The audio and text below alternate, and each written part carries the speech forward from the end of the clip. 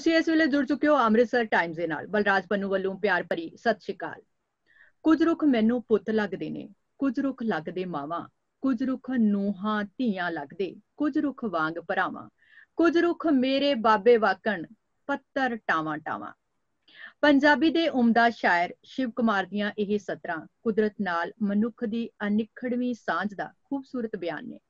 ਜੇ ਕੁਦਰਤ ਹੈ, ਜੇ ਰੁੱਖ, ਫੁੱਲ, ਘਾਹ, ਬੂਟੇ ਤੇ ਹੋਰ ਅਨੇਕਾਂ ਜੀਵ ਜੰਤੂ ਇਸ ਧਰਤੀ ਤੇ ਮੌਜੂਦ ਨੇ, ਤਾਂ ਹੀ ਇਹ ਧਰਤੀ ਜਿਉਂਦੀ ਹੈ, ਇਹ ਸਾਹ ਧੜਕਦੇ ਨੇ।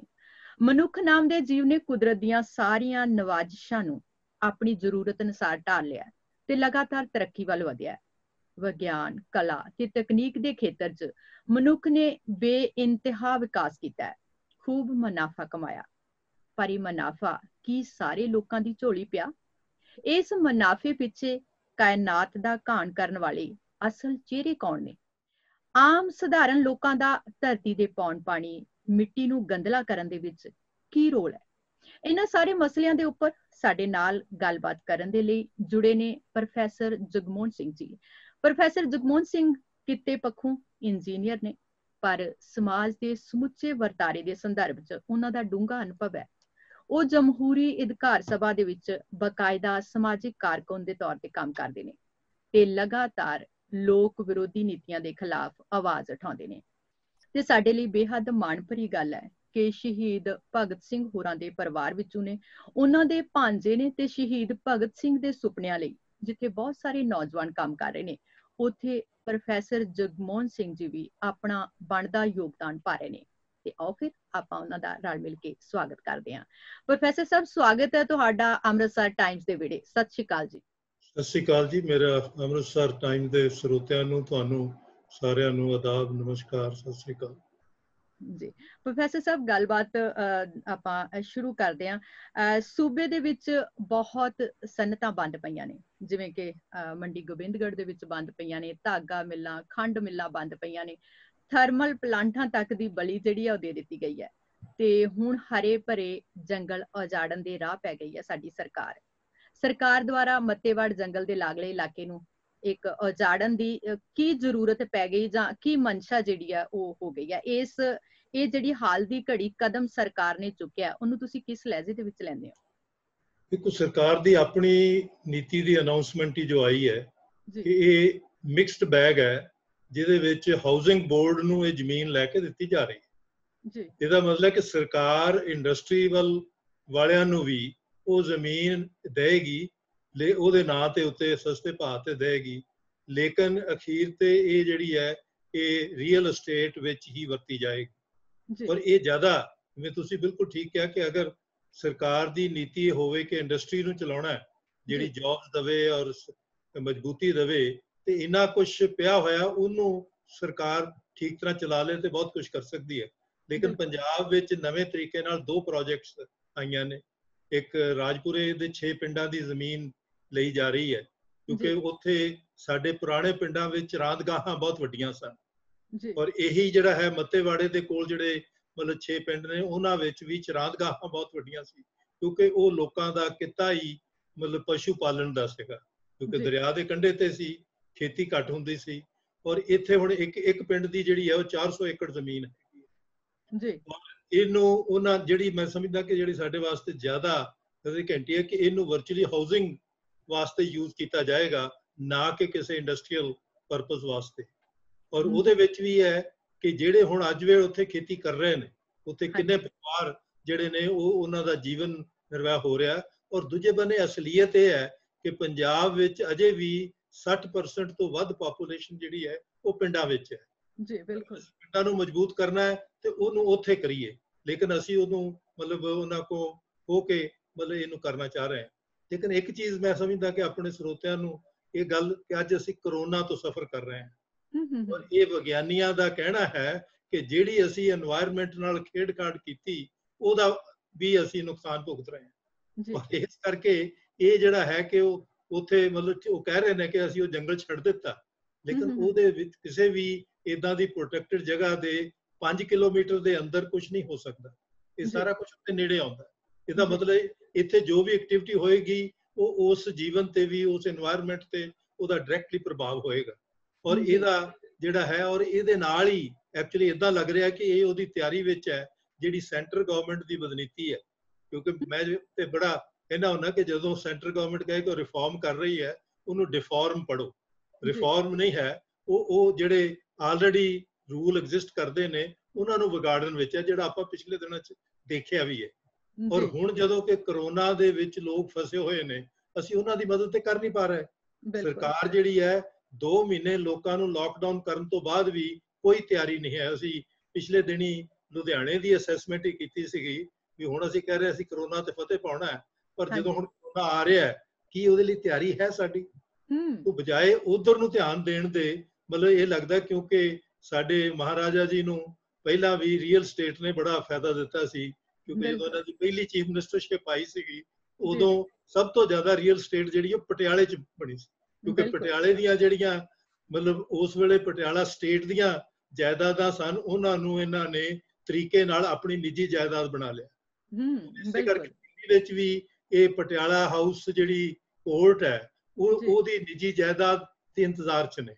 ਤਾਂ ਇਸ ਕਰਕੇ ਇਹਨਾਂ ਨੂੰ ਉਦੋਂ ਬਾਹਰ ਸੋਚਣਾ ਚਾਹੀਦਾ, ਲੋਕਾਂ ਦੇ ਭਲੇ ਦਾ ਸੋਚਣਾ ਚਾਹੀਦਾ। ਲੋਕਾਂ ਲਈ ਕਾਰੋਬਾਰ ਪੈਦਾ ਕਰਨ ਦੀ ਬਜਾਏ ਅਸੀਂ ਕਾਰੋਬਾਰ ਘੱਟ ਕਰ ਰਹੇ ਹਾਂ। ਜਿੱਦਾਂ ਹੁਣ ਇਹਦੇ ਕਰਕੇ ਘਰ ਹੀ ਖੋ ਰਹੇ ਆ ਹੁਣ ਤਾਂ, ਜਿਵੇਂ ਦਲਤ ਬਹੁਤ ਉਹਦੇ ਨਾਲੋਂ ਵੀ ਇੰਪੋਰਟੈਂਟ ਹੈ ਜਿਹੜਾ ਇਹਨਾਂ ਦੀ ਨੀਤੀ ਨੂੰ ਵੀ ਮਤਲਬ ਉਜਾਗਰ ਕਰਦਾ ਹੈ।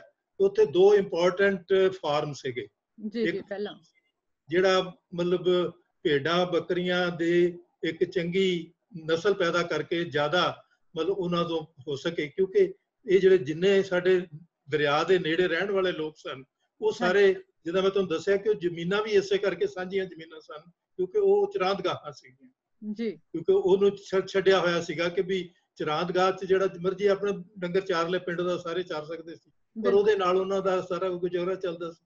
ਔਰ ਅਸੀਂ ਬਹੁਤ ਦੇਰ ਤੋਂ ਉਸ ਫਾਰਮ ਨੂੰ ਮਤਲਬ ਉਹ ਵਾਈਟ ਐਲੀਫੈਂਟ ਬਣਾ ਲਿਆ, ਕਿਉਂਕਿ ਕੰਮ ਛੱਡ ਦਿੱਤਾ ਉੱਥੇ, ਉਹਦੇ 'ਚ ਜਿਹੜੀ ਪ੍ਰੋਗਰੈਸ ਸੀ। ਔਰ ਤੁਹਾਨੂੰ ਯਾਦ ਹੋਏਗਾ ਕਿ ਪਾਕਿਸਤਾਨ ਵਾਲਿਆਂ ਨੇ ਸਾਡੇ ਬਾਦਲ ਸਾਹਿਬ ਨੂੰ ਇਹਨਾਂ ਨੂੰ ਵੀ ਭੇਡੂ ਦਿੱਤੇ ਸੀਗੇ। ਬਿਲਕੁਲ ਬਿਲਕੁਲ ਜੀ, ਭੇਡੂ ਦਿੱਤੇ ਸੀਗੇ। ਉਹ ਸਾਡੇ ਵਾਸਤੇ ਉਹਨਾਂ ਦੀ ਸੁਗਾਤ ਸੀ, ਭਾਈ ਇਹੋ ਜਿਹੇ ਭੇਡੂ ਪੈਦਾ ਕਰ ਲਓ ਤੇ ਤੁਸੀਂ ਚੰਗੀ ਉਹਨੂੰ ਪੈਦਾ ਕਰ ਸਕਦੇ ਹੋ।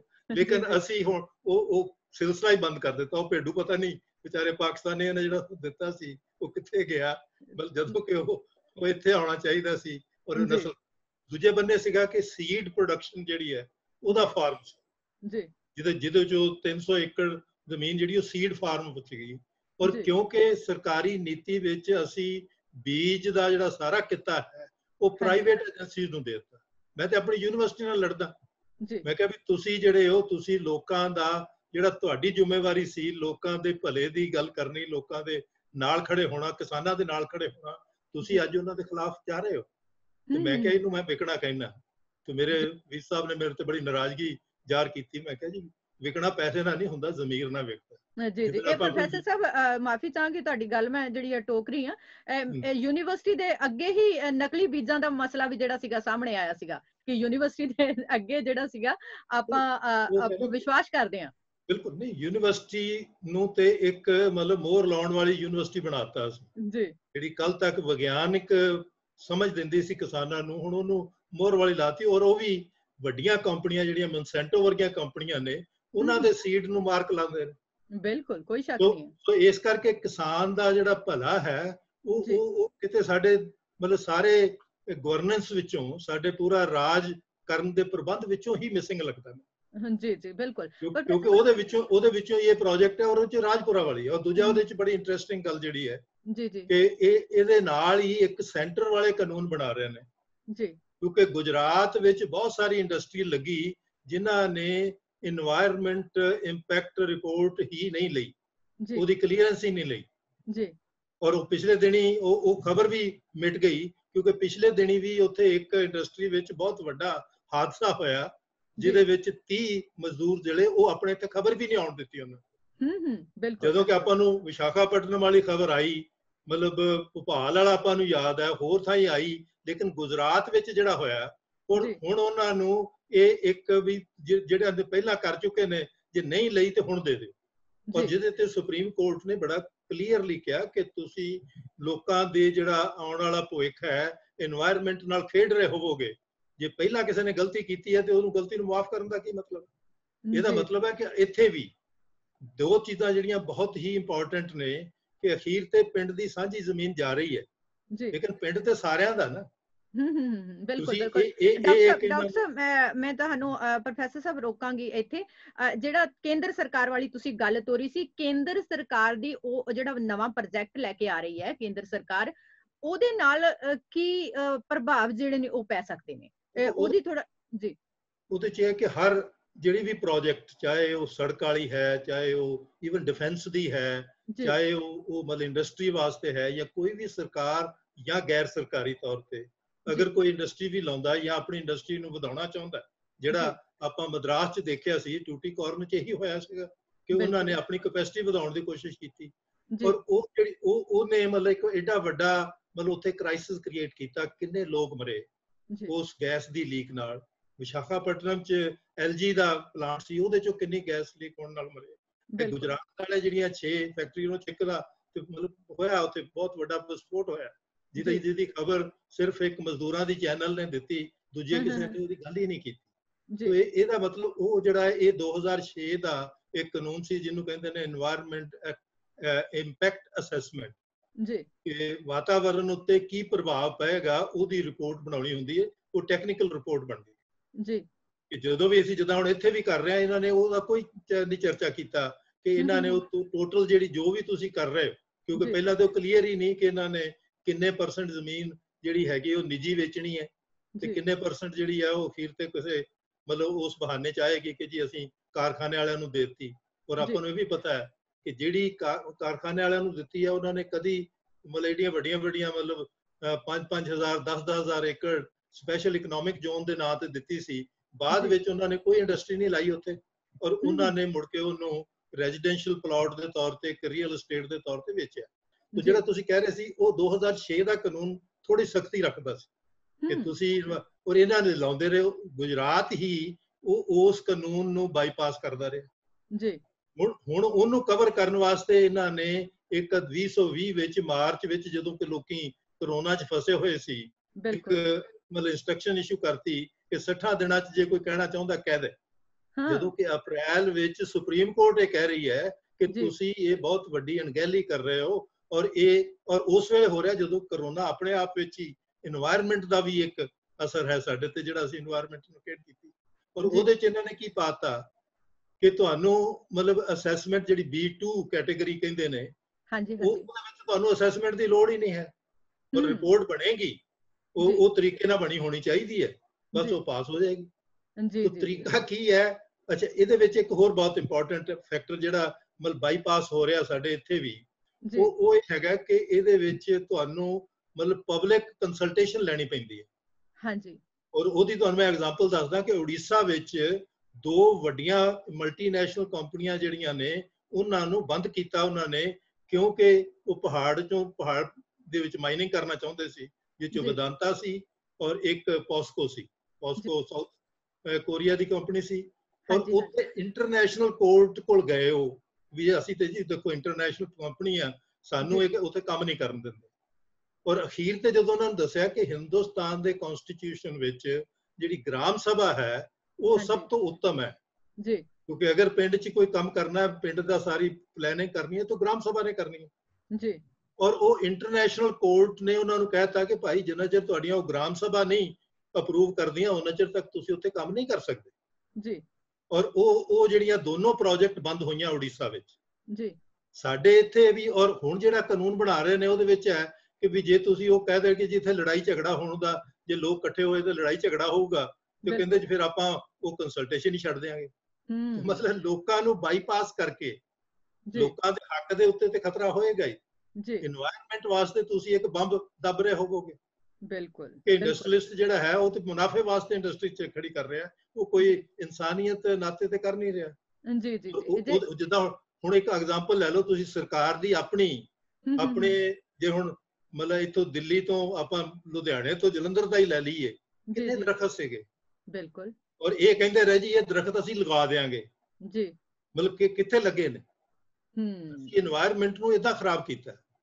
ਸਾਡਾ ਜੰਗਲਾਤ ਜਿਹੜਾ ਸੀ ਉਹ 2 ਥਾਈਂ ਬਚਿਆ ਹੋਇਆ ਸੀ, ਸੜਕਾਂ ਦੇ ਕੰਢੇ ਤੇ ਜੀ ਜੀ ਤੇ ਨਹਿਰਾਂ ਦੇ ਕੰਢੇ ਤੇ ਜੀ।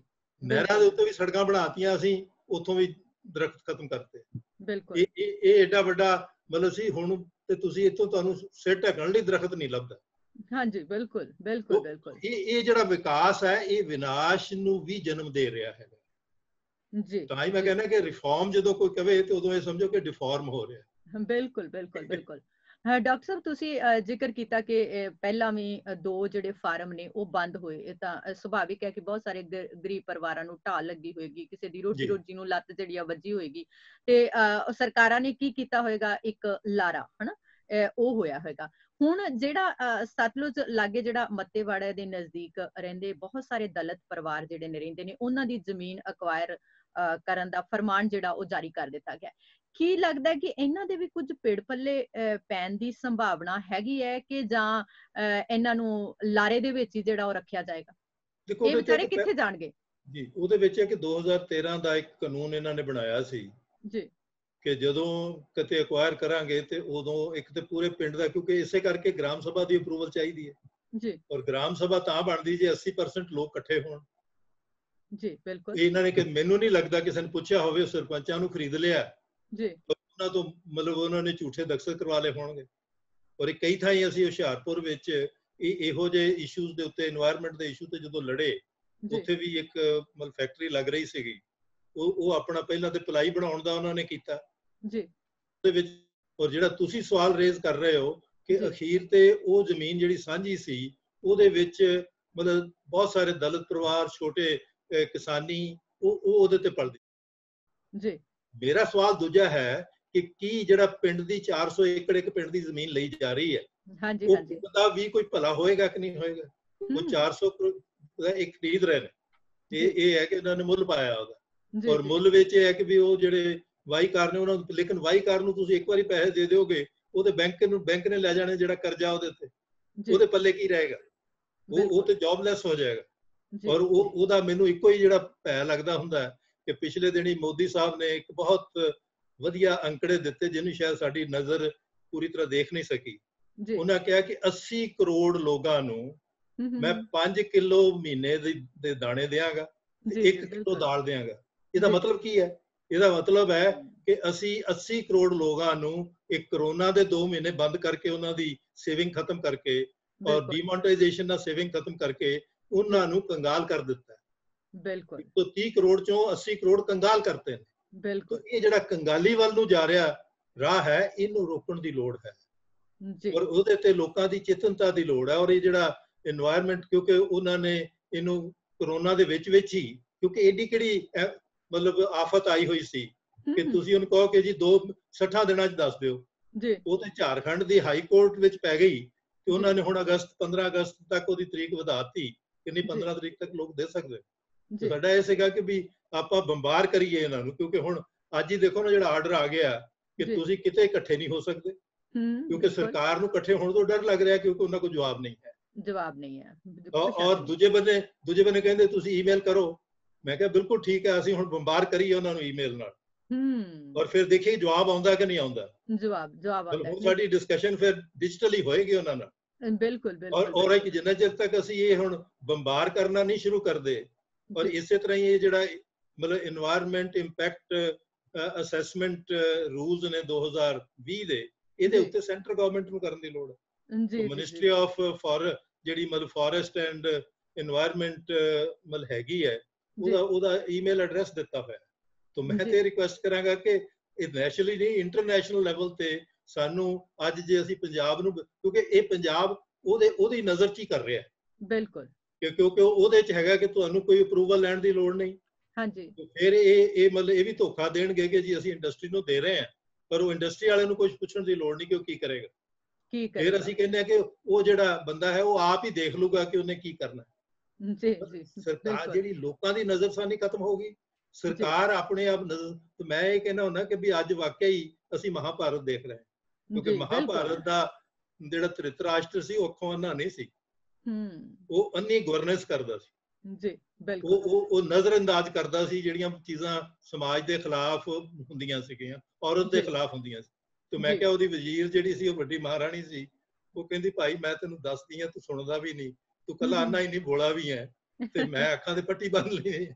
ਜੀ ਸਾਨੂੰ ਸਾਨੂੰ ਮਤਲਬ ਜਿਹੜੀ ਚੇਤਨ ਪਬਲਿਕ ਹੈ, ਜਿਹਨੂੰ ਪੰਜਾਬ ਦੇ ਭਲੇ ਦੇ ਵਿੱਚ ਵਿਸ਼ਵਾਸ ਮਤਲਬ ਹੈ, ਯਕੀਨ ਹੈ, ਔਰ ਗੁਰੂਆਂ ਦਾ ਸਾਨੂੰ ਦਿੱਤਾ ਹੋਇਆ ਯਕੀਨ ਹੈਗਾ, ਉਹਦੇ ਵਾਸਤੇ ਜ਼ਰੂਰੀ ਹੈ ਕਿ ਅਸੀਂ ਮਤਲਬ ਅੱਜ ਆਵਾਜ਼ ਵੀ ਮਤਲਬ ਅੱਖਾਂ ਖੋਲ ਕੇ ਔਰ ਇਹਦੇ ਤੇ ਆਪਣਾ ਜਿਹੜਾ ਹੈ, ਔਰ ਜੇ ਉਹ ਕਹਿੰਦੇ ਇਕੱਠੇ ਨਹੀਂ ਹੋਣਾ ਤੇ ਠੀਕ ਹੈ, ਫਿਰ ਅਸੀਂ ਈਮੇਲ ਨਾਲ ਬੰਬਾਰ ਕਰਦੇ ਹਾਂ ਔਰ ਫਿਰ ਉਹ ਜਿਹੜੀ ਹੈ ਉਹ ਤੋਂ ਪਤਾ ਕਰਾਂਗੇ ਕਿ ਉਹਦਾ ਜਵਾਬ ਕੀ ਦਿੰਦੇ, ਜਵਾਬ ਜਿਹੜਾ ਉਹ ਕੀ ਦਿੱਤਾ ਜਾਂਦਾ। ਜਵਾਬ ਵੀ ਪ੍ਰੋਫੈਸਰ ਸਾਹਿਬ ਇਹ ਹੁੰਦਾ ਕਿ ਕੁਝ ਪੱਲੇ ਹੋਏ ਤਾਂ ਜਵਾਬ ਦੇਣਾ, ਇਹ ਇੱਕ ਲੁਕਣ ਦਾ ਤਰੀਕਾ ਜਿਹੜਾ ਉਹ ਲੱਭਿਆ ਜਾ ਰਿਹਾ ਸਰਕਾਰਾਂ ਦੇ ਵੱਲੋਂ। ਖੈਰ ਆਪਾਂ ਅੱਗੇ ਚੱਲਦੇ ਹਾਂ।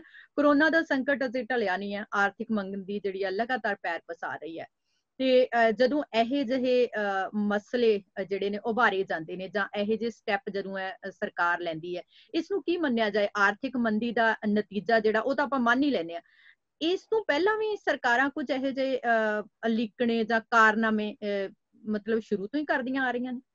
ਦੇਖੋ, ਮੈਂ ਸਮਝਦਾ ਕਿ ਇਹ ਮਤਲਬ ਅੰਗਰੇਜ਼ ਰਾਜ 'ਚ ਇਹੀ ਕੁਝ ਹੁੰਦਾ ਸੀ ਜੀ। ਮੈਂ ਉਹ ਹਿਸਟਰੀ ਬਹੁਤ ਸਾਰੀ ਬੜੀ ਡੈਪਥ ਵਿੱਚ ਪੜ੍ਹੀ ਹੈ। ਉਦੋਂ ਅਕਾਲ ਪੈਂਦੇ ਸੀ, ਕਦੀ ਆਪਾਂ ਆਪਣੇ ਬਜ਼ੁਰਗਾਂ ਤੋਂ ਸੁਣੀਏ ਤੇ ਇਹੀ ਮਹਾਮਾਰੀਆਂ ਆਉਂਦੀਆਂ ਸੀ। ਜੀ ਬਿਲਕੁਲ। ਇਹ ਮੈਂ ਕਹਿੰਦਾ ਹੁੰਦਾ ਕਰੋਨਾ ਦਾ ਦਾਦਾ ਜਿਹੜਾ ਹੈ ਉਹ 1918 ਚ ਆਇਆ ਸੀ ਜੀ, ਔਰ ਉਦੋਂ 1 ਕਰੋੜ ਲੋਕ 20 ਕਰੋੜ ਲੋਕਾਂ ਵਿੱਚੋਂ 1 ਕਰੋੜ ਲੋਕ ਜਿਹੜੇ ਨੇ ਉਸ ਫਲੂ ਨਾਲ ਮਰੇ ਸੀਗੇ। ਬਿਲਕੁਲ। ਔਰ ਉਹ ਫਲੂ ਬਾਹਰੋਂ ਆਇਆ ਸੀਗਾ, ਸਾਡੇ ਨਹੀਂ, ਜਿਹੜੇ ਫੌਜੀ ਸਾਡਿਆਂ ਨੂੰ ਲੈ ਕੇ ਗਏ ਉਹ ਫੌਜੀਆਂ ਦੇ ਨਾਲ ਆਇਆ। ਬਿਲਕੁਲ। ਅਮਰੀਕਾ ਨੇ ਯੂਰਪ ਨੂੰ ਦਿੱਤਾ, ਯੂਰਪ ਨੇ ਸਾਡੇ ਤੇ ਲੈਂਦਾ। ਔਰ ਉਦੋਂ ਵੀ ਸਰਕਾਰ ਅਗਰ ਸਿਵਲ ਹਸਪਤਾਲ ਚਲਾਉਂਦੀ ਸੀ ਤੇ ਉਹ ਸਰਕਾਰ ਆਪਣੇ ਜਿਹੜੇ ਮੈਂਬਰ ਸੀ ਉਹਨਾਂ ਨੂੰ ਸਰਵਿਸਿਜ਼ ਦਿੰਦੀ ਸੀ। ਜੀ। ਹੁਣ ਤੇ ਅਸੀਂ ਪਿਛਲੇ, ਔਰ ਇਹ ਬੜਾ ਮਤਲਬ ਬਦਕਿਸਮਤੀ ਹੈ ਕਿ ਪੰਜਾਬ ਦੀ ਆਪਣੀ ਕੋਈ ਸਿਹਤ ਪਾਲਿਸੀ ਨਹੀਂ। ਜੀ। ਅਸੀਂ ਵਿੱਦਿਆ ਵੀ ਖੋ ਰਹੇ ਹਾਂ ਲੋਕ ਬੱਚਿਆਂ ਤੋਂ। ਜੀ। ਬੱਚਿਆਂ ਦੇ ਹੱਥ 'ਚ ਮੋਬਾਈਲ ਫੜਾਤਾ। ਔਰ ਮੈਂ ਇਹ ਬੜਾ ਪਰੇਸ਼ਾਨ ਹੋਇਆ ਜਦੋਂ ਮੇਰੀ ਦੋਤੀ, ਉਹ ਨਿਊਯਾਰਕ ਵਿੱਚ ਹੈ, 6 ਸਾਲ ਦੀ ਹੈ ਜੀ, ਉਹਦੀਆਂ ਆਨਲਾਈਨ ਕਲਾਸਿਸ ਲੱਗਣੀਆਂ ਸ਼ੁਰੂ ਹੋਈਆਂ ਤੇ ਉਹਦੇ ਤੋਂ ਬਾਅਦ ਦੂਜੇ ਦਿਨ ਪਤਾ ਲੱਗਾ ਕਿ ਉਹਦੇ ਕੋਲ $400 ਦੀ ਸ਼ਾਪਿੰਗ ਕਰਵਾ ਲਈ ਐਮਾਜ਼ੋਨ ਵਾਲਿਆਂ ਨੇ। ਤੋ ਇਹ ਜਿਹੜੀ ਟੈਕਨੋਲੋਜੀ ਹੈ ਇਹ ਤੇ ਤੁਹਾਨੂੰ ਨਵੇਂ ਗਾਹਕ ਬਣਾਉਣ ਵਾਸਤੇ ਹੈਗੀ ਹੈ, ਪੜਾਉਣ ਵਾਸਤੇ ਨਹੀਂ ਹੈ। ਜੀ ਬਿਲਕੁਲ। ਮਤਲਬ ਇਹ ਆਨਲਾਈਨ ਕੋਈ ਪੜ੍ਹਾਈ ਨਹੀਂ ਹੁੰਦੀ ਜੀ। ਸਗੋਂ ਇਹ ਕਿ ਜਿਹੜਾ ਟੂਲ ਅਸੀਂ ਬੱਚਿਆਂ ਤੋਂ ਬਚਾ ਕੇ ਰੱਖਦੇ ਸੀ ਵੀ ਇਹਨੂੰ ਘੱਟ ਮੌਕਾ ਮਿਲੇ, ਹੁਣ ਅਸੀਂ ਉਹਦੇ ਹੱਥ 'ਚ ਫੜਾਤਾ। ਜੀ। ਔਰ ਉਹਦੇ ਥਰੂ, ਔਰ ਕੱਲ ਨੂੰ ਟੀਚਰਾਂ ਦੀ ਬਜਾਏ। ਤੋ ਇਹ ਪੂਰਾ ਜਿਹੜਾ ਮਤਲਬ ਸੰਕਟ ਹੈ ਸਾਡਾ ਇਤਿਹਾਸਕ ਸੰਕਟ ਹੈ। ਔਰ ਹੁਣ ਅਸੀਂ ਉਸ ਦੌਰ ਵਿੱਚ ਹਾਂ ਜਿਹੜੇ 1947 ਚ ਵੀ ਇਹ ਕਹਿੰਦੇ ਸੀ ਕਿ ਜੀ ਅਸੀਂ ਤੇ ਅੰਗਰੇਜ਼ਾਂ ਨਾਲ ਰਲ ਕੇ ਆਜ਼ਾਦੀ ਲੈਣੀ ਹੈ। ਬਿਲਕੁਲ।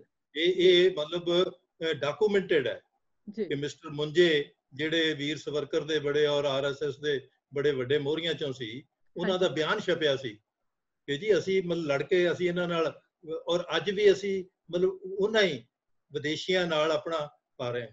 ਜਿੱਦਾਂ ਮੈਨੂੰ ਤੇ ਕੀ ਲੱਗਾ ਕਿ ਜਿਹੜਾ ਅਸੀਂ ਸਾਰਾ ਚੀਨ ਨਾਲ ਕੀਤਾ ਉਹਦਾ ਨਤੀਜਾ ਕੀ ਨਿਕਲਿਆ, ਲੋਕਾਂ ਨੂੰ ਸਜ਼ਾ ਕੀ ਹੋਈ।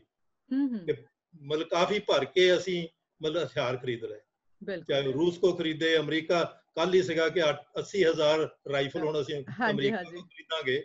ਇਹਦਾ ਮਤਲਬ ਹੈ ਕਿ ਉਹ ਸਾਰੀ ਕਹਾਣੀ ਜਿਹੜੀ ਹੈ ਕਿਤੇ ਏਦਾਂ ਤੇ ਨਹੀਂ ਬਣਾਈ ਗਈ ਸੀ। ਬਿਲਕੁਲ ਨਹੀਂ। ਪ੍ਰੋਫੈਸਰ ਸਾਹਿਬ, ਰੋਟੀ ਤੋਂ ਲੋਕ ਆਤਰ ਹੋਏ ਪਏ ਨੇ। ਸਾਡੀਆਂ ਜਿਹੜੀਆਂ ਰਿਪੋਰਟਾਂ ਨੇ ਉਹ ਆ ਰਹੀਆਂ ਨੇ ਕਿ ਭੁੱਖਮਰੀ ਦੇ ਵਿੱਚ ਅਸੀਂ ਬੜੀਆਂ ਅੱਗੇ ਆ ਚੁੱਕੇ ਹਾਂ। ਭੁੱਖਮਰੀ ਦੀ ਬੜੀ ਕਤਾਰ ਪਹਿਲੀ ਚ ਅਸੀਂ ਆ ਖੜੇ ਹੋਏ ਹਾਂ ਤੇ ਅਸੀਂ ਬੰਦੂਕਾਂ ਕੀ ਕਰਨੀਆਂ ਨੇ, ਅਸੀਂ ਉਂਝ ਹੀ ਮਰੇ ਹਾਂ। ਬਿਲਕੁਲ। ਉਹ ਜਿਹੜਾ ਤੁਸੀਂ ਪੰਨੂ ਸਾਹਿਬ ਕਹਿ ਰਹੇ ਹੋ ਨਾ ਕਿ ਇਹ ਜਿਹੜਾ ਹੈਗਾ ਕਿ ਐਕਚੁਅਲੀ ਮਤਲਬ ਤੁਸੀਂ এনवायरमेंट ਦਾ ਮੌਕਾ ਪ੍ਰਸਤੀ ਹੈ। ਇਹ ਮੌਕਾ ਪ੍ਰਸਤੀ ਬ੍ਰਿਟਿਸ਼ ਵੇਲੇ ਵੀ ਸੀਗੀ। ਜੀ ਜੀ।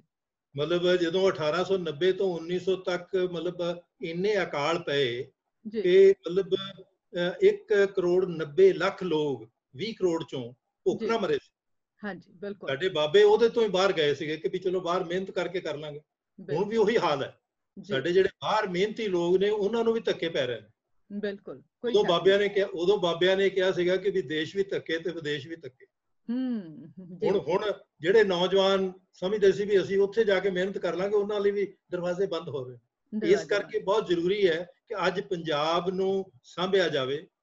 ਪੰਜਾਬ ਦੇ ਪਿੰਡ, ਜੋ ਪੰਜਾਬ ਸਾਂਭਣ ਦਾ ਮਤਲਬ ਪਿੰਡ ਨੂੰ ਸਾਂਭਣਾ ਹੈ। ਜੀ ਬਿਲਕੁਲ। ਔਰ ਮੈਂ ਕਹਿੰਦਾ ਹੁੰਦਾ ਕਿ 3 ਚੀਜ਼ਾਂ ਜਿਹੜੀਆਂ ਨੇ ਉਹ ਪਿੰਡ ਵਿੱਚ ਮਤਲਬ ਜ਼ਰੂਰੀ ਹੋਣੀ ਚਾਹੀਦੀਆਂ ਨੇ। ਆਪਣਾ ਲੰਗਰ ਦੀ ਜਿਹੜੀ ਪ੍ਰਥਾ ਇਸ ਕਰਕੇ ਸੀ ਕਿ ਕੋਈ ਰਾਤ ਨੂੰ ਭੁੱਖਾ ਨਹੀਂ ਸੌਣਾ ਚਾਹੀਦਾ। ਬਿਲਕੁਲ। ਅਸੀਂ ਪੈਦਾ ਕਰਦੇ ਹਾਂ ਤੇ ਪਹਿਲਾਂ ਆਪਣਾ ਢਿੱਡ ਤੇ ਭਰੀਏ, ਪਿੰਡ ਦਾ ਢਿੱਡ ਤੇ ਭਰੀਏ।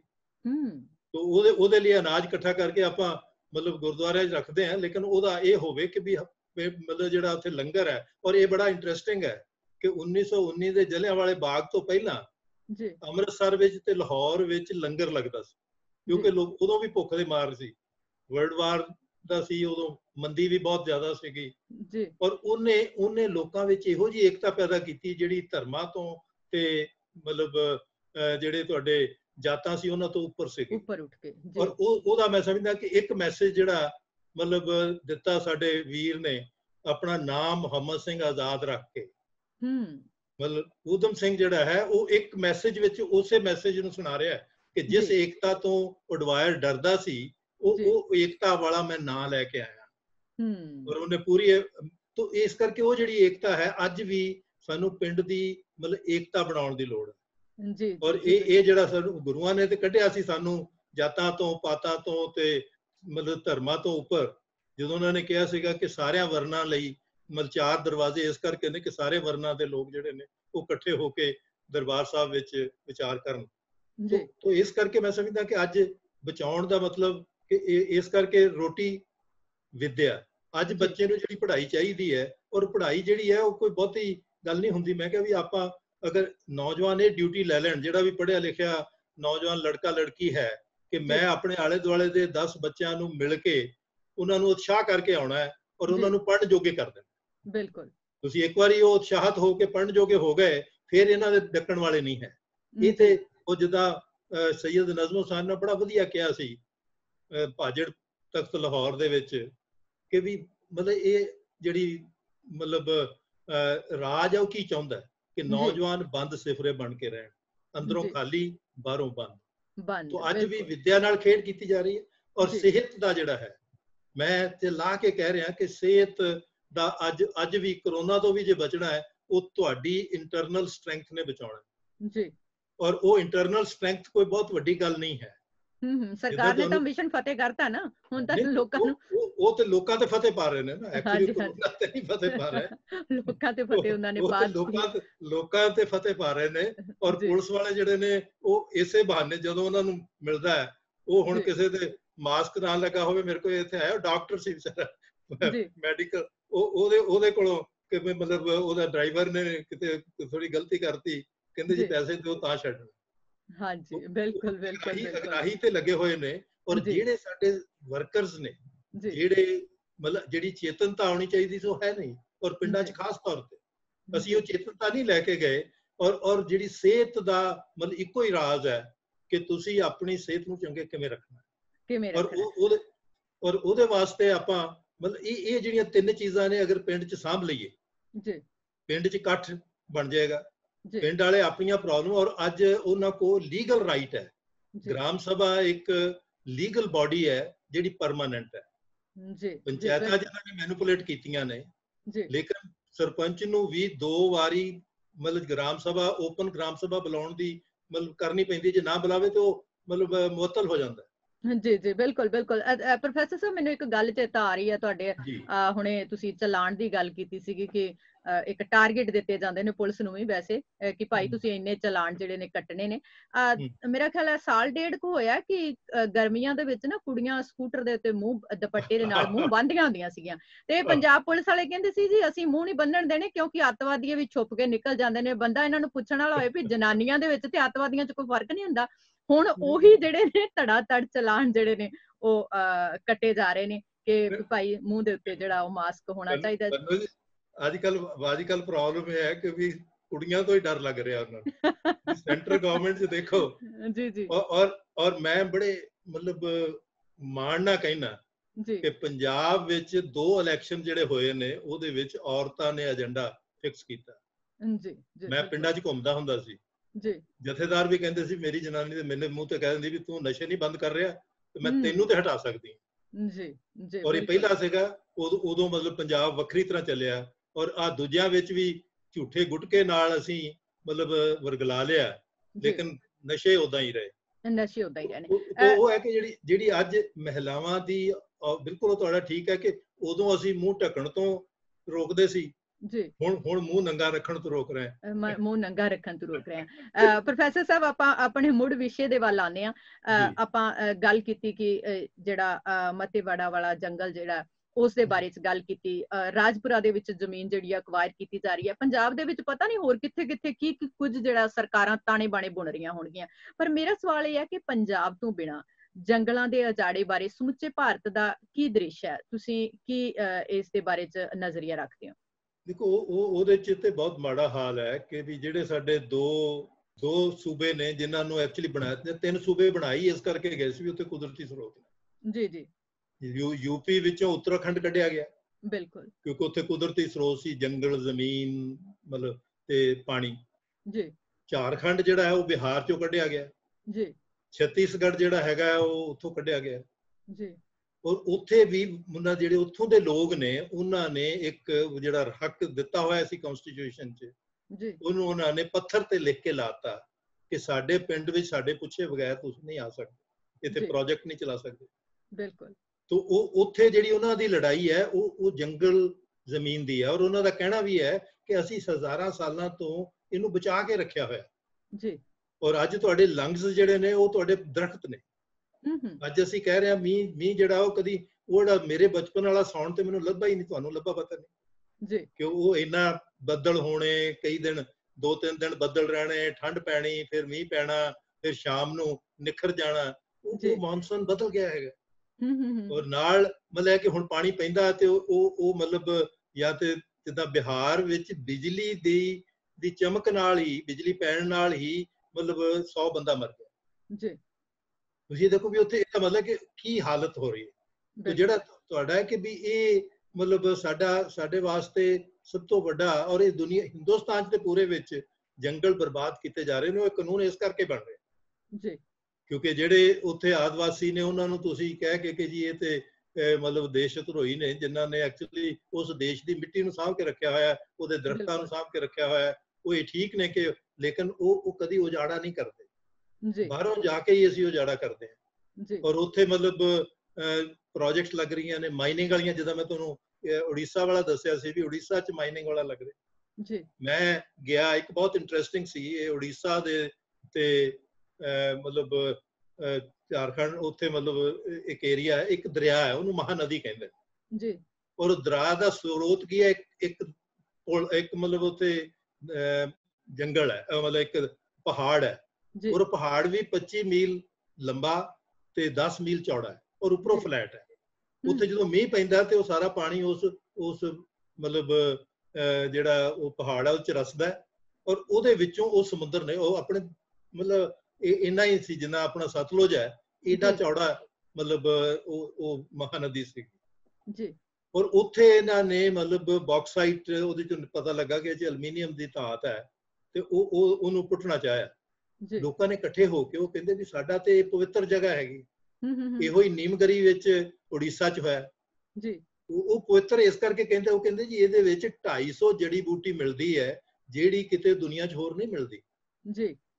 ਔਰ ਉਹ ਕਹਿੰਦਾ ਅਜੇ ਵੀ ਅਸੀਂ ਪਛਾਣ ਰਹੇ ਹਾਂ ਕਿਉਂਕਿ ਅਸੀਂ ਜਾਣਦੇ ਹਾਂ ਤੇ ਉੱਥੇ ਨਵੀਆਂ ਜੜੀਆਂ ਬੂਟੀਆਂ ਮਿਲਦੀਆਂ ਕਿਉਂਕਿ ਉਹਦੇ ਵਿੱਚੋਂ ਉਹ ਜਿਹੜਾ ਲਗਾਤਾਰ ਪੈਦਾ ਕਰਦਾ ਸੀ, ਉੱਥੇ ਲੋਕਾਂ ਨੂੰ ਰੁਜ਼ਗਾਰ ਦਿੰਦਾ ਸੀ। ਔਰ ਉਹ ਬਾਲਕੋ ਜਿਹੜੀ ਹੈ ਉਹਨੂੰ ਉਹਨਾਂ ਨੇ ਉੱਥੇ ਚੱਲਣ ਨਹੀਂ ਦਿੱਤਾ ਜੀ। ਲੋਕਾਂ ਦੀ ਏਕਤਾ ਨੇ ਉਹਨੂੰ ਨਹੀਂ ਕੀਤਾ।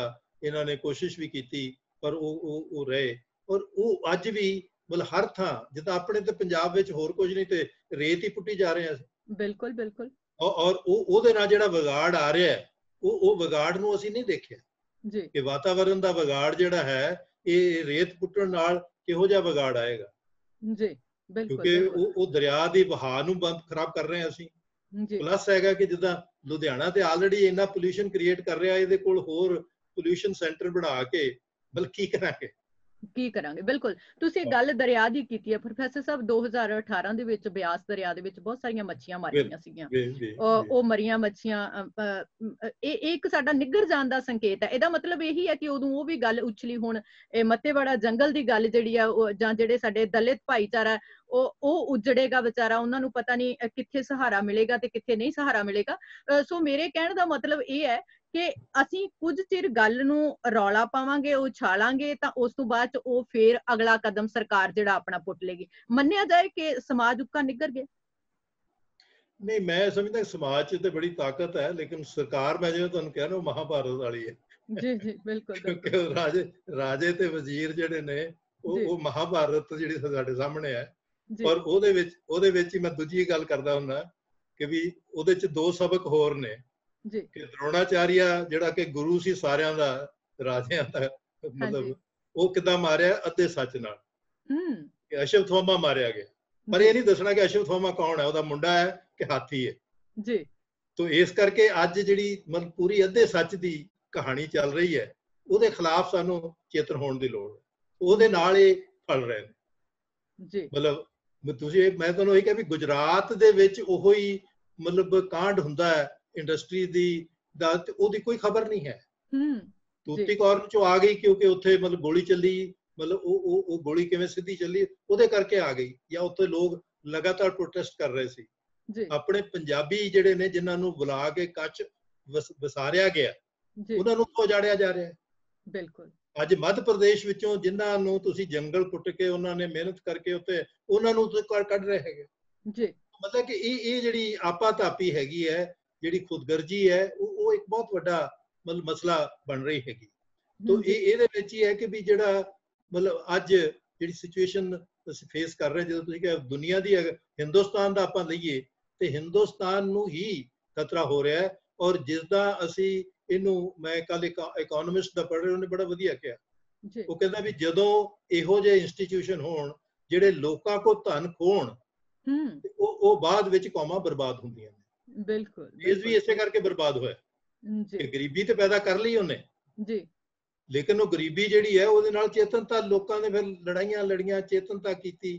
ਔਰ ਦੂਜਾ ਜਿਹੜਾ ਮੈਂ ਕਿਹਾ ਮੁੰਡਿਆਂ ਵਾਸਤੇ, ਨੌਜਵਾਨਾਂ ਲਈ ਮਤਲਬ ਹੈਗਾ ਕਿ ਅਭਿਮਨੂ ਕਿਵੇਂ ਮਰਿਆ, ਕਹਿੰਦੇ ਜੀ ਉਹਨੂੰ ਅੱਧਾ ਗਿਆਨ ਸੀ ਜੀ, ਉਹ ਚੱਕਰ ਵੀ ਉਹ ਤੋੜ ਸਕਦਾ, ਅੰਦਰ ਜਾ ਸਕਦਾ, ਬਾਹਰ ਨਹੀਂ ਸੀ ਨਿਕਲ ਸਕਦਾ। ਤਾਂ ਮੈਂ ਕਿਹਾ ਇਹੀ ਹੈ ਕਿ ਨੌਜਵਾਨਾਂ ਨੂੰ ਅੱਧੇ ਗਿਆਨ ਨਾਲ, ਔਰ ਇਹੀ ਸਾਰਾ ਅੱਜ ਹੋ ਰਿਹਾ ਜੀ ਕਿ ਨੌਜਵਾਨ ਨੂੰ ਸੋਚਣੀ ਨਾ ਮਿਲੇ, ਉਹ ਸੋਚਣ ਦੇ ਕਾਬਿਲ ਨਾ ਹੋਵੇ। ਸਾਡੇ ਗੁਰੂ ਸਾਹਿਬਾਨ ਨੇ ਤੇ ਕਿਹਾ ਸੀਗਾ ਕਿ ਵਿਦਿਆ ਜੇ ਵਿਚਾਰੀ ਤਾਂ ਪਰਉਪਕਾਰੀ। ਮੈਂ ਜੇ ਆਪਣੇ ਕੋ ਐਡ ਕਰਨਾ ਤਾਂ ਕਿ ਸਾਫ਼ ਸਪਸ਼ਟ ਹੋ ਜਾਏ, ਨਹੀਂ ਤਾਂ ਮੈਂ ਕਿਹਾ ਸਾਰੇ ਬਚਪਨ ਚ ਉਹਨੂੰ ਬੇਚਾਰੀ ਸਮਝਦੇ ਰਹੇ ਕਿ ਉਹਦਾ ਚਾਰਾ ਕੋਈ ਨਹੀਂ ਹੈ। ਲੇਕਿਨ ਵਿਦਿਆ ਜੇ ਵਿਚਾਰੀ ਤਾਂ ਪਰਉਪਕਾਰੀ। ਵਿਦਿਆ ਦਾ ਮਤਲਬ ਕਿ ਅਸੀਂ ਵਿਚਾਰ ਸ਼ਕਤੀ ਅਗਰ ਬਣੇਗੀ, ਔਰ ਇਸੇ ਕਰਕੇ ਗੁਰੂ ਨਾਨਕ ਜੀ ਦਾ ਵੀ, ਜੇ ਤੁਸੀਂ ਗੁਰ ਨਹੀਂ ਸਮਝਦੇ, ਜੇ ਤੁਸੀਂ ਮੂਲ ਪ੍ਰਿੰਸੀਪਲ ਨਹੀਂ ਸਮਝਦੇ, ਤੇ ਤੁਸੀਂ ਕੁਝ ਨਹੀਂ ਸਮਝ ਸਕਦੇ। ਔਰ ਇਹ ਦੁਨੀਆ ਦਾ ਜਿਹੜਾ ਸਾਰਾ ਹੈ ਉਹ ਗੁਰ ਤੋਂ ਸਮਝਣ ਦੀ ਲੋੜ ਹੈਗੀ ਹੈ।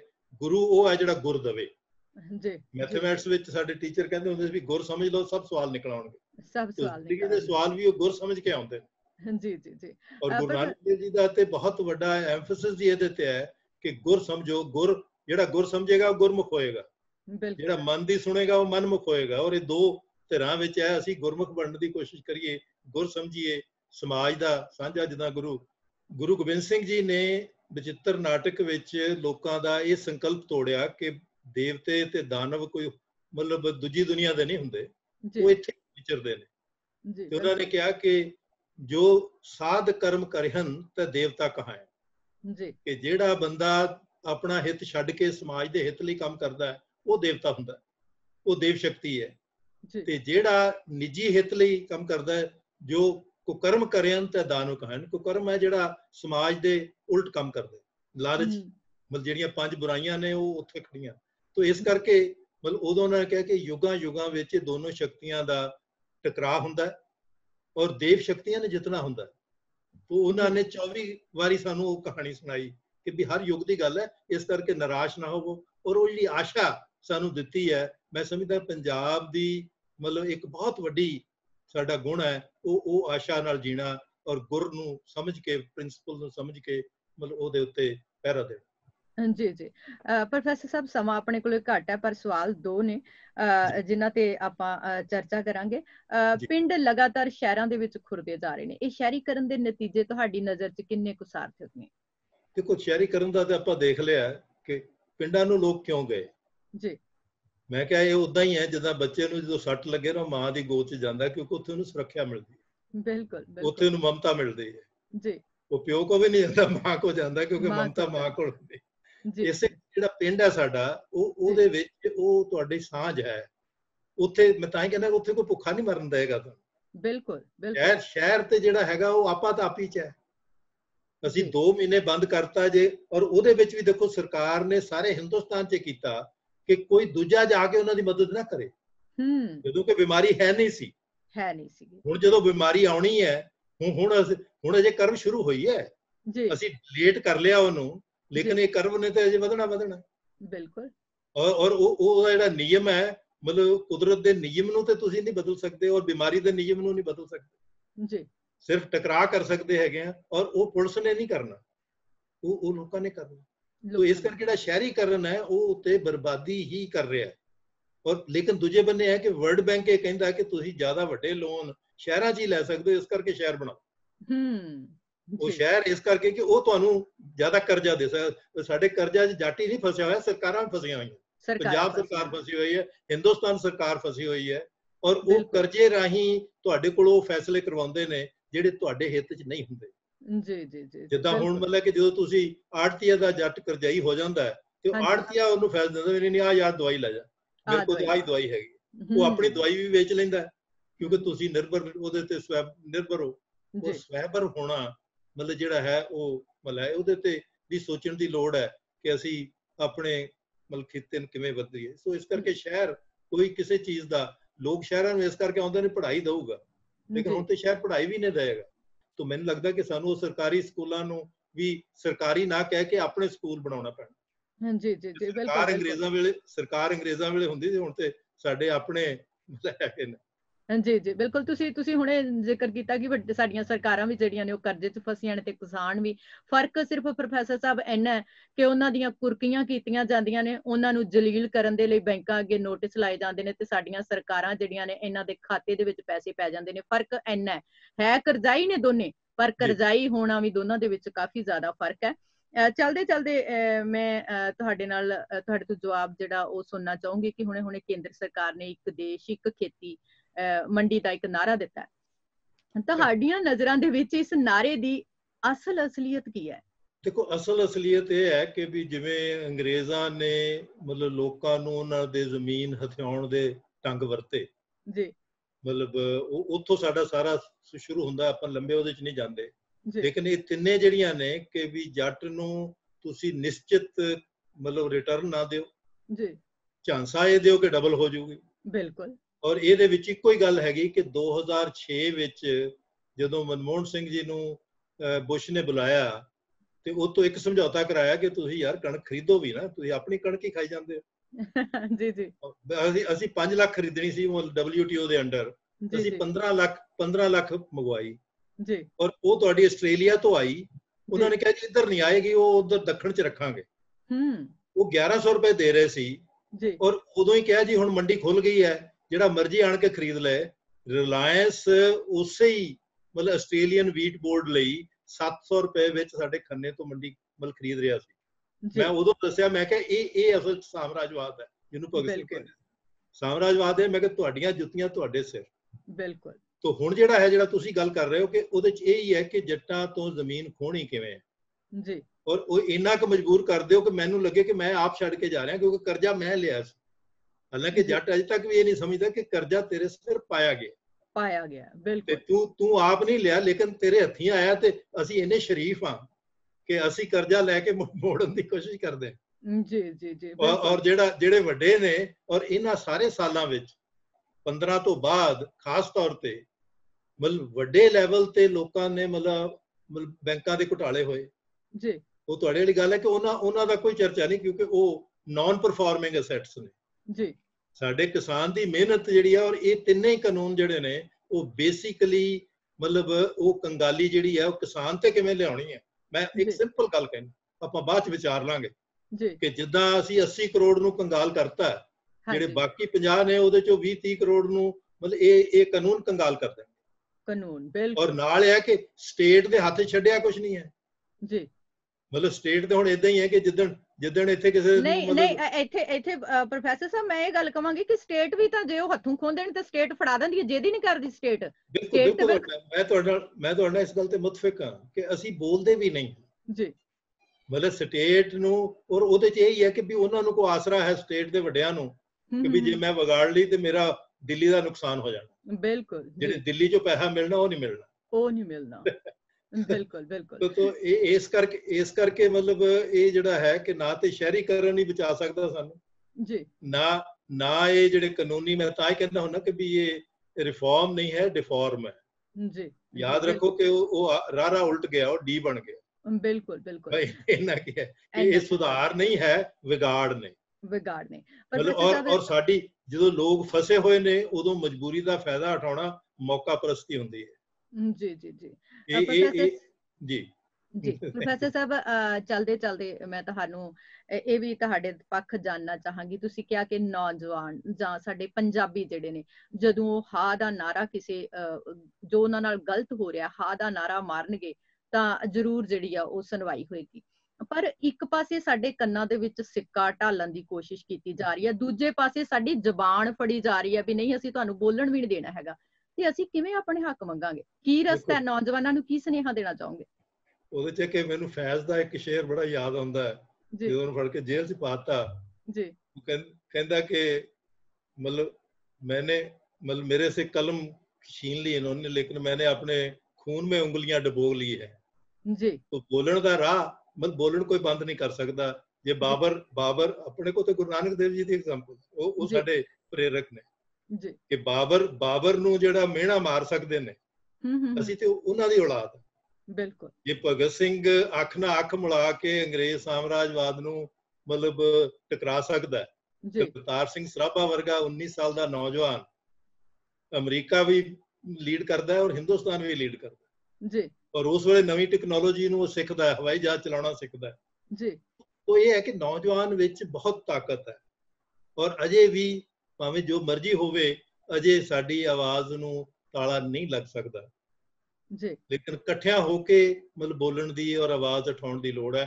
ਅਸੀਂ ਆਪਸੀ ਜਿਹੜੇ ਬਟਵਾਰੇ ਨੇ ਉਹਨਾਂ ਤੋਂ ਬਚੀਏ ਜੀ ਜੀ। ਉਹ ਅੰਗਰੇਜ਼ ਵੀ ਇੱਥੇ ਜਿੱਤਦਾ ਸੀ, ਅੱਜ ਵੀ ਇਹ ਹੈ ਕਿ ਵੀ ਸਾਨੂੰ ਆਪਸ ਵਿੱਚ ਲੜਾ ਕੇ ਵਖਰੇਵੇਂ ਪਾ ਕੇ ਮਤਲਬ ਕਰਦੇ ਨੇ, ਲੇਕਿਨ ਅੱਜ ਮਤਲਬ ਉਹ ਇਨਸਾਨੀਅਤ ਹਮਦਰਦੀ ਦੀ ਲੋੜ ਹੈ ਜਿਹਨੂੰ ਦੁਨੀਆ ਸਵੀਕਾਰ ਕਰਦੀ ਕਿ ਪੰਜਾਬੀ ਜਿਹੜੇ ਨੇ ਉਹ ਵੰਡ ਕੇ ਖਾਣਾ ਜਾਣਦੇ ਨੇ। ਜੀ ਜੀ ਜੀ। ਸਾਡੀਆਂ ਆਪਸ ਦੇ ਵਿੱਚ ਜਿਹੜੀਆਂ ਪਈਆਂ ਵਿਥਾਂ ਨੇ, ਸਾਨੂੰ ਉਹਨਾਂ ਨੂੰ ਮੇਲਣਾ ਪਏਗਾ ਤੇ ਫਿਰ ਅਸੀਂ ਥੋੜਾ ਜੇ ਉਹ ਤੋਂ ਨਿਕਲਾਂਗੇ ਤਾਂ ਹੀ ਲੜ ਸਕਾਂਗੇ। ਜੀ ਜੀ ਜੀ। ਨਹੀਂ ਤੇ ਕੋਈ ਨਾ ਕੋਈ ਹੋਰ ਝਰੀਟ ਵਿੱਚ ਪਾ ਦੇਣਗੇ।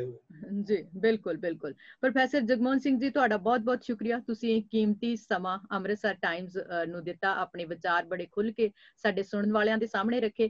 ਕੀਮਤੀ ਸਮਾਂ ਦੇਣ ਦੇ ਲਈ ਤੁਹਾਡਾ ਬਹੁਤ ਬਹੁਤ ਧੰਨਵਾਦ ਜੀ। ਸਤਿ ਸ਼੍ਰੀ ਅਕਾਲ ਜੀ। ਤੁਹਾਡਾ ਬਹੁਤ ਧੰਨਵਾਦ, ਮੌਕਾ ਦਿੱਤਾ ਤੁਸੀਂ ਆਪਣੇ ਸਰੋਤਿਆਂ ਨਾਲ ਤੁਹਾਡੇ ਨਾਲ ਗੱਲ ਕਰਨ ਦਾ। ਬਹੁਤ ਬਹੁਤ ਧੰਨਵਾਦ। ਸਤਿ ਸ਼੍ਰੀ ਅਕਾਲ।